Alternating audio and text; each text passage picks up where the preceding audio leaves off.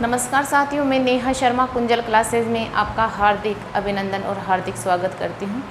आज का जो हमारा टॉपिक रहने वाला है वो है दक्षिणी पूर्वी पठारी प्रदेश या हाड़ौती का पठार। इसको लेकर हम थोड़ी सी चर्चा कर लेते हैं कि ये राजस्थान का चौथा और यानी अंतिम भौतिक प्रदेश है।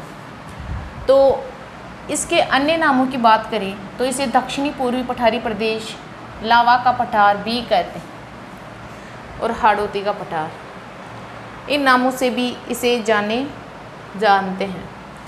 सबसे छोटा भौतिक प्रदेश आपका हाड़ौती का पठार है। ये सबसे छोटा है। और सबसे बड़ा कौन सा था? उत्तरी पश्चिमी मरुस्थलीय प्रदेश, ये आपका सबसे बड़ा भौतिक प्रदेश था। इसके क्षेत्रफल की बात करें तो ये संपूर्ण राजस्थान का 7% क्षेत्र रखता है। और जनसंख्या की बात करें तो ये 11% जनसंख्या रखता है। फिर सिंचाई की बात करें तो यहाँ सिंचाई तालाबों से होती है, क्योंकि जहाँ भी अगर ज़मीन यानी धरातल मिट्टी पथरीली होती है वहाँ तालाबों से ही सिंचाई होती है। XYZ कहीं भी ले लो, जैसे दक्षिणी राजस्थान में भी आपके पथरीली ज़मीन है तो वहाँ भी तालाबों से ही सिंचाई सर्वाधिक होती है। इसी प्रकार अपने राजस्थान में भी दक्षिणी क्षेत्र में तालाबों से ही सिंचाई होती है।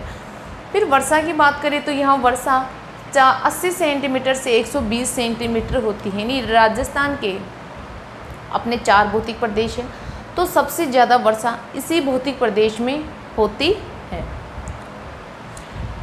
यानी राज्य का सर्वाधिक वर्षा वाला क्षेत्र यही भौतिक प्रदेश है। और सबसे कम आपको पता ही है मरुस्थल है।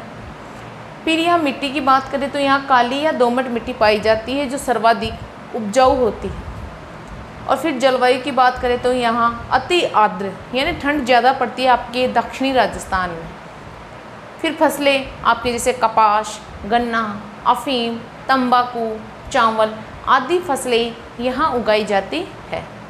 फिर वनस्पति की बात कर लेते हैं तो आपके लंबी घास, बांस, झाड़ियाँ, खेर, गुल्लर, धोंग, सागवान इसी क्षेत्र में पाए जाते हैं।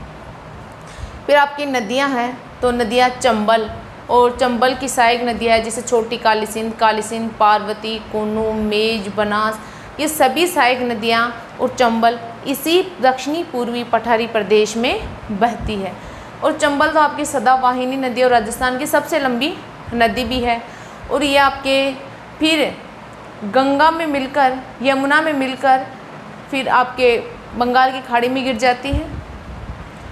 और इस नदी पर चंबल घड़ियाल अभ्यारण्य भी है।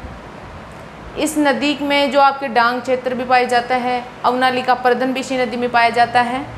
और ये पठार अरावली और विंध्याचल पर्वत के बीच संक्रांति प्रदेश है। ये क्वेश्चन कई बार पूछा जा चुका है। ये मोस्ट फैक्ट है कि संक्रांति प्रदेश कौन सा है, तो अरावली और विंध्याचल के बीच का संक्रांति प्रदेश। इसकी ऊंचाई की बात करें तो इसकी ऊंचाई समुद्र तल से 300 मीटर से 460 मीटर तक पाई जाती है समुद्र तल से। फिर सापेक्षिक दृष्टि से ये राज्य का दक्षिणी पूर्वी भू आकृतिक प्रदेश अस्पष्ट आर्द्र प्रवाह का क्षेत्र। ये क्वेश्चन भी कई बार पूछा जा चुका है। इसको भी मोस्ट लगा लेना और इसको भी मोस्ट लगा देना। ये दोनों क्वेश्चन यहाँ से कई बार पूछे जा चुके हैं। जिले की बात करें तो इसमें 7 जिले आपके शामिल हैं: कोटा, बूंदी, भारा, झालावाड़, सवाई माधोपुर, करौली, धौलपुर। कोटा यानी हाड़ौती, कोटा, बूंदी, भारा, झालावाड़, सवाई माधोपुर, करौली और धौलपुर, ये 7 जिले आपके इस क्षेत्र में शामिल है। अवशेष की बात करें तो आपके ये गोंडवाना लैंड का अवशेष है। और राज्य में सर्वाधिक पहाड़ियों की बात करें तो सर्वाधिक पहाड़ियाँ भी इसी क्षेत्र में है। और इस क्षेत्र को 3 भागों में बांटा गया है। कितने भागों में? 3 क्षेत्र में।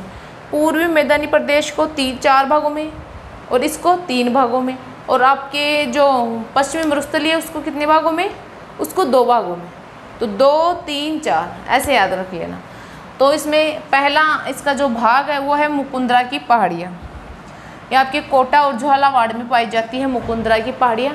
और मुकुंदरा जो आपके वो भी है ना बायोलॉजिकल पार्क। दूसरा है गंगाधर उच्च क्षेत्र, ये आपके झालावाड़ का उत्तरी पश्चिमी भाग इसमें शामिल है।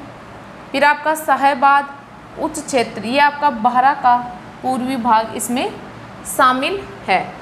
यहाँ तक आपको कोई समस्या हो तो मुझे कमेंट बॉक्स में ज़रूर बताना। और ये मैं आपको केवल मलाई दे रही हूँ, केवल फैक्ट दे रही हूँ, फालतू का कचरा नहीं है। और अगर आप इसको अच्छे से कंठस्थ करते हो, क्लियर कर लेते हो, तो इससे बाहर जाने की संभावना बिल्कुल ना के बराबर रह जाती है। तो मिलते हैं अगली क्लास में। जय हिंद, जय भारत।